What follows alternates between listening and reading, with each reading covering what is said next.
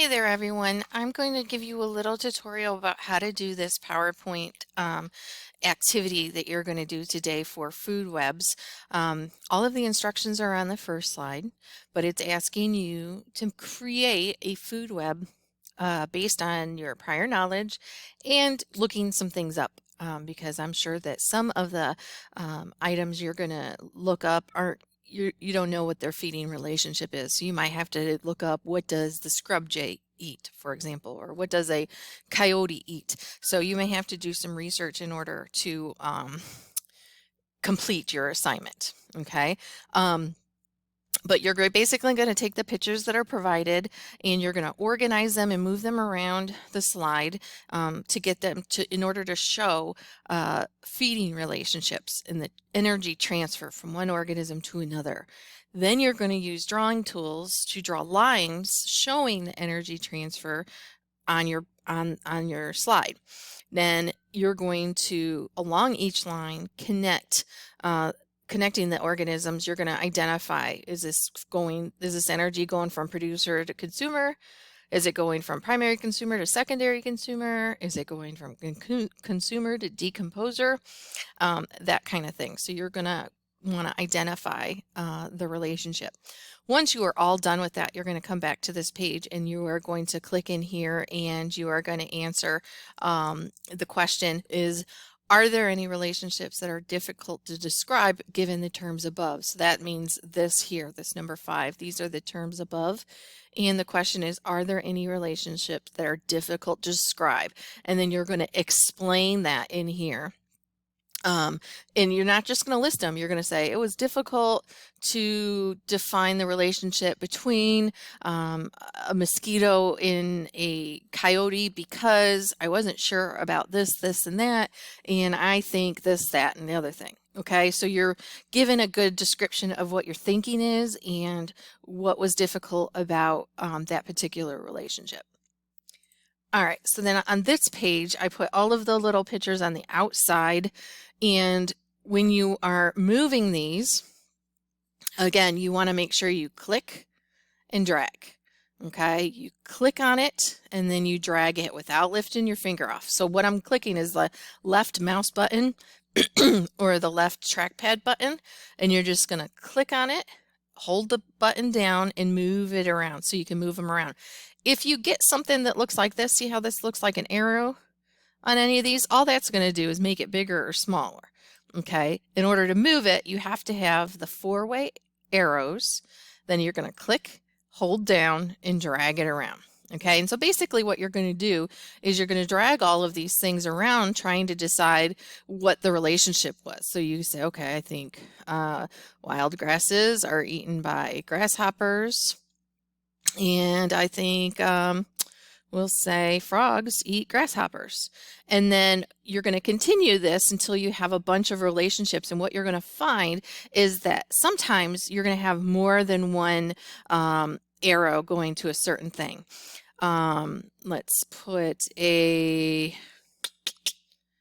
do meadowlark over here. So maybe the meadowlark and the frog eat the grasshopper.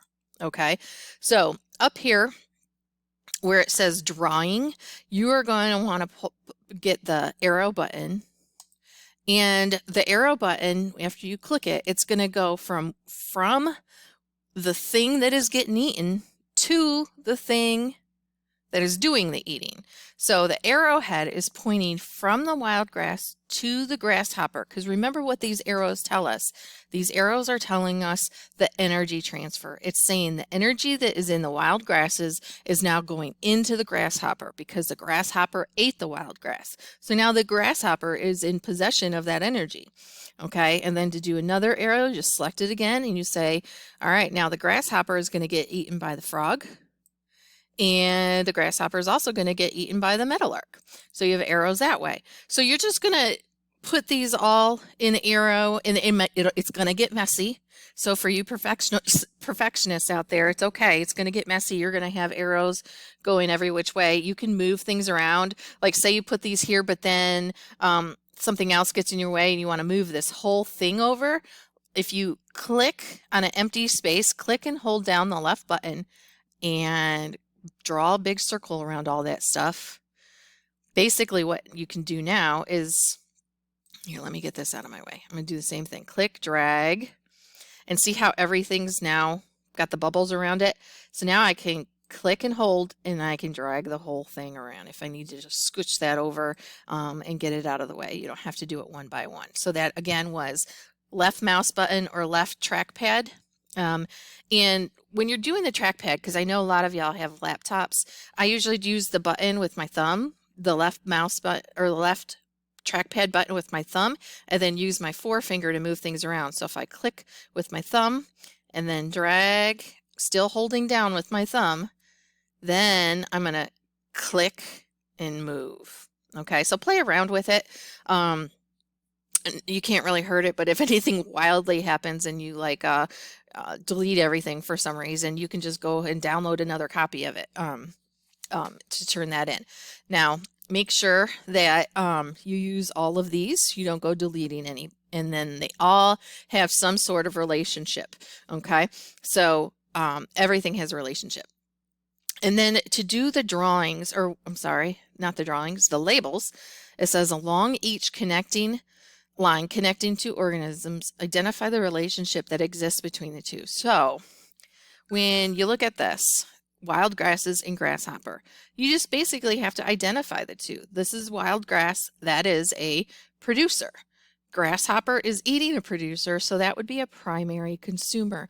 So in order to label that, what you're going to do is go up here to insert, click that, click on text box, and this is going to give you a text box, and you're just going to say, okay, this is producer to primary consumer, and you're going to make this probably a lot smaller so that it all fits on the page. And what you can do is then grab this guy here and churn him.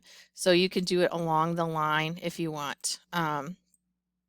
Do it like that, or you can just, you know, put it sideways across it, whatever you want to do. Okay, I might do it that way. But somewhere right here, I might want to do it along the line or something different. So anyhow, I would go through and get everything organized the way you want it, draw your arrows, and then I would do the labeling step last because then it's just reinforcing. So like for here, this is a primary consumer and it's getting eaten by a secondary consumer. Okay, so all of that information, we watched some videos and did some Nearpods that would help you find this information or refresh it if you didn't have a chance to write it down in your notes. But then you also have access to your textbook.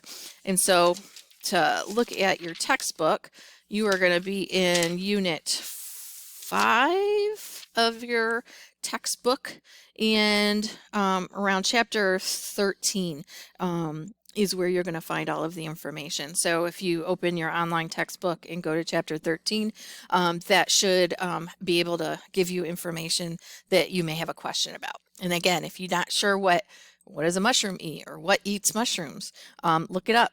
Okay, that's information you're not expected to know, and you are expected to look it up and find correct information. Okay, so have fun with it, and when you're done, make sure you save it and upload it into our Canvas. All right, guys, take care.